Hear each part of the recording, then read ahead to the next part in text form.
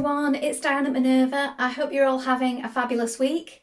And today I'm going to share with you a pattern by Mimi G. It's the No Me pattern. So it's this wonderful trouser and top combo here. And we've got duo fabrics. You could choose something really bold and bright like the ones here in the on the cover, or you could choose something like I've got here, which is a more neutral set. Now the fabric that we're using today is the Minerva Core Range Mill Washed Linen. Now this is natural, this shade here, and this one is black. So that might go with a more neutral wardrobe if that's what you're after, or you might want to go for something a little bit more exciting like we've got here on the cover. So please do have a look because there are lots of colours to choose from. Now before we get started, you want to wash and prepare that fabric, and then also check your sizing on the back of the packet. You might also want to note that you can make this without sleeves, so you can sew along with me, but you can omit the sleeves if you wish and follow the steps in the pattern for doing it without. So when you're ready, we're going to go and cut our pattern pieces together. So let's go and do that now. Here we have our pattern pieces. So this is the pants front. So I've got this in one colour and you're going to cut two. And this is the back. Again, you're going to cut two. The straight grain is this way. Note your markings. And you also need to make sure that some of the pieces you are placing right side up and some you're placing wrong side up. So do consult the cutting layout. Then we have our pants side front. This is in your contrasting colour. You're going to cut two. And then the pants side back or trousers side back, again you're going to cut two. This is the straight grain. Again, this is in your contrasting colour. Then we have the pocket piece, you're going to cut 4 pieces. The back casing, you're going to cut 1 on the fold. And the waistband, you're going to cut 2 on the fold and 1 in interfacing on the fold. Make a note of all your markings. Now we have our top side back. This is your straight grain, and I've got this cut back in my black again this time. You're going to cut 1. This is the centre back here. Make a note of your markings. And then we have the top side front, again in black for me anyway. You'll have to check your colours when you're cutting everything out, that you're getting the right colours for the right pieces. So this is the top side front, we're going to cut 1, this is the centre front, and this time we've got dark markings here. Make a note of the rest of your markings. Now in my contrast here, I have my top back. I'm going to cut 1 piece. Make a note of the circles, your markings and your centre back point. Then we have our top front, again in our contrast. And again we have dark markings on this piece, so mark those, your circles and your centre front point. Here we have our sleeve piece. I've got this in my contrast fabric look. If you're adding a sleeve, you're going to cut 2. This is the straight grain, note your markings. This is for the elastic guide for the back of the trousers or pants. Here we have our top front facing. You're going to cut 1 on the fold and 1 on interfacing. And this is the back facing, again 1 on the fold and 1 interfacing. Make a note of your notches. Now we're ready to begin making our trousers. So first of all, wind half of your thread onto your machine spool and check your machine needle. So I'm using a Sharps number 75 today. You may wish to test this before you begin on a piece of scrap.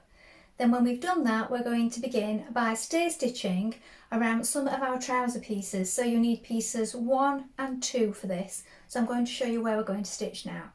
So here we have our pieces. So on this piece, we're going to be stitching around this curve here, stay stitching within the seam line.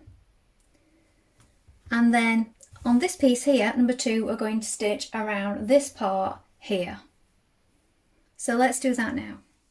So we stay stitch 1.3 centimetres away from the raw edge so that it will be within the seam line.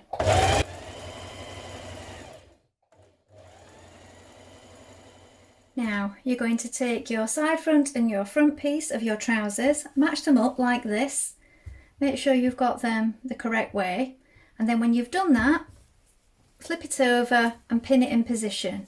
Now you will find that when you've stitched this, you need to snip around the curve to make it lie flat.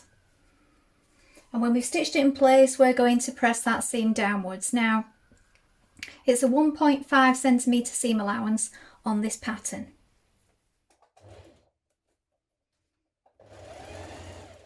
Place a pocket bag at the top of each trouser leg at the positions marked. You're going to stitch down here in the seam line 6mm. Then when you've done that, press the seam towards the pocket. Now you're going to stair stitch the trouser back pieces, side and top.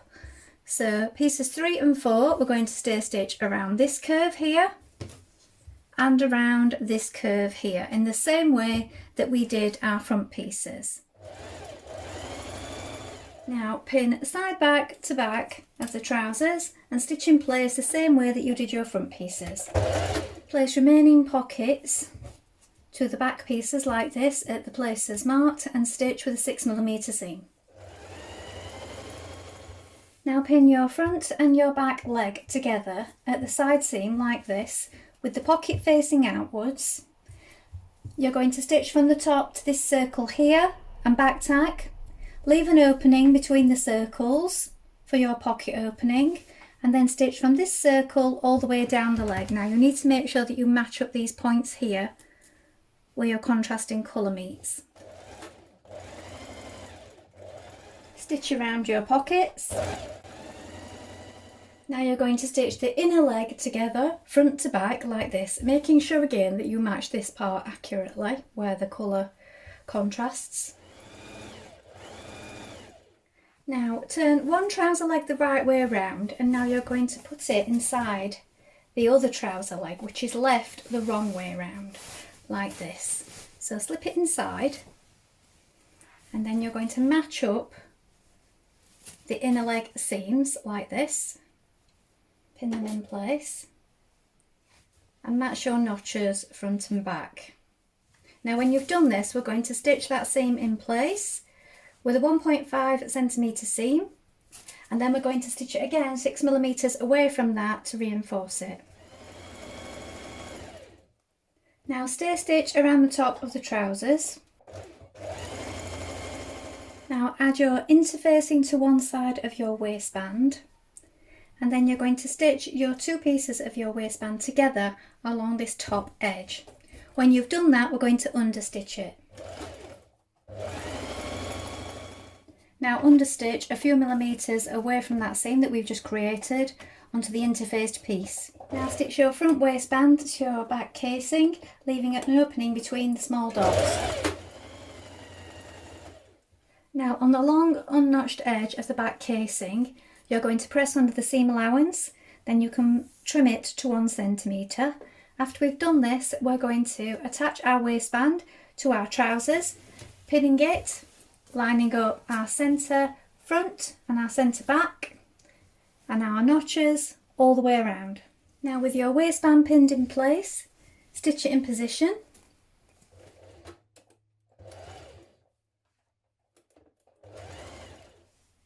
Next you're going to fold your waistband to the inside and you're going to pin it all the way around like this. So you'll have your holes on the inside at either side like this. And this is what it looks like from the outside. Now you can place your pins on top if you wish, if you're not going to take them out. I tend to take mine out as I go. And from the right side we're going to stitch in the ditch here. So we need to be pulling this seam open and stitching in this seam here from the right side to catch in that waistband on the wrong side.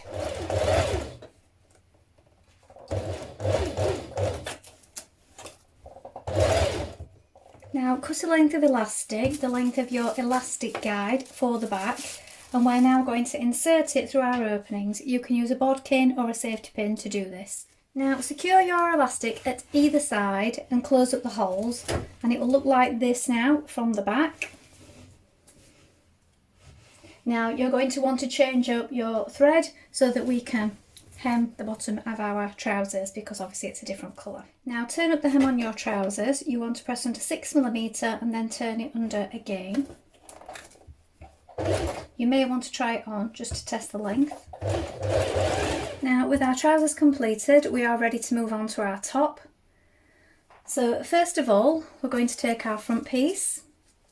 We're going to create the dart. So we want to bring right sides together, bring in these notches in a pinch like this, working towards this point here. We want it to be a gradual V, so don't come off too suddenly. So you have your two notches or markings there that have come together.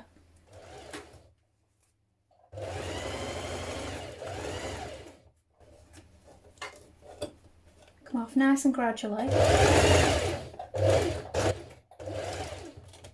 Leave your thread running free, and we're going to tie those in a knot and press that knot down towards the V that we've just created. Then we're going to press the dart downwards. When we've done that, we're going to stitch at these corners in the seam line, down here to this point and along, just to reinforce the corner of the top.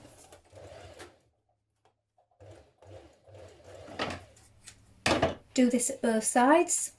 Now stay stitch around the bottom of the curve. Now you're going to stay stitch the upper edge of the top side front in your contrasting piece. Now bring your notches together and sew in your dart. Now pin your top side front to your top like this, matching your notches. You may find it helps if you snip into it a little to go around the curve. Now I'm overlocking all my seams as I finish them. That's up to you how you finish them. You can zigzag finish them if you wish.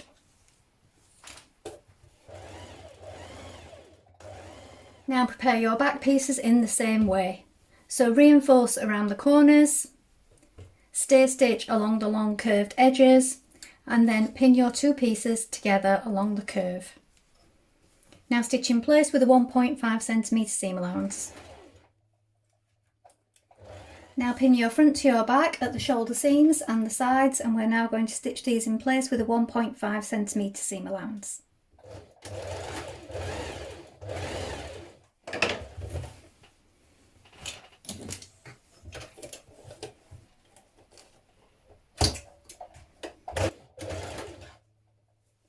Now you're going to apply your interfacing to your front and back facings. Then you're going to join them together at the shoulder seams, matching the notches, and also at the side seams here. When you've done that, we're going to finish this lower edge, so you can overlock it or you can turn it under with a small hem. I would suggest overlocking it because then you will get a flatter finish on the front.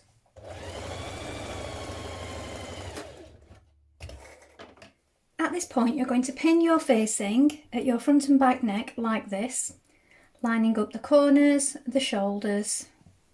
Make sure you've got it the right way around. I always mark my facings if they look similar like this with pins. So I use a black one for the back and a white one for the front, or sometimes a red one for the front.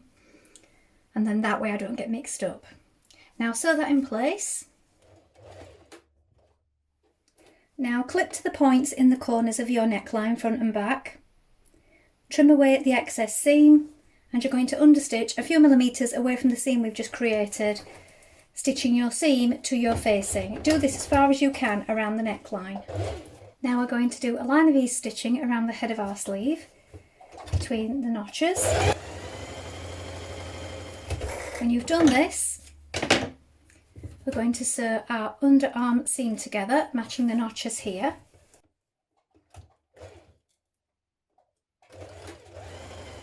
Edge finish your seam, then we're going to sew a narrow hem. So it's 1.5 centimetres, so you can turn it under and turn it under again, like this if you wish, or you could overlock and just turn it under 1.5, or just less than if you're going to overlock it, because you'll be taking a little bit off there, won't you? Now you're going to turn your sleeves the right way around, place them inside the armhole of the garment that is the wrong way around. We're going to match the two notches here, so make sure you have this right sleeve.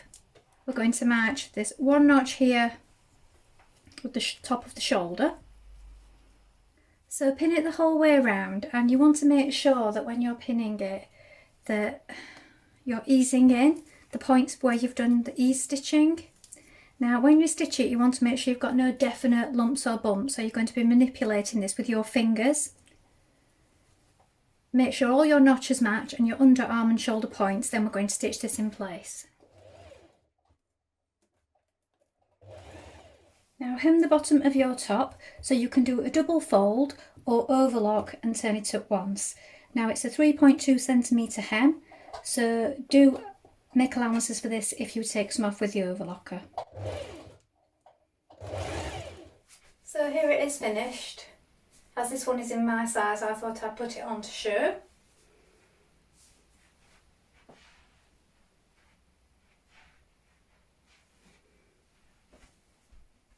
Well, I hope you've enjoyed sewing along today.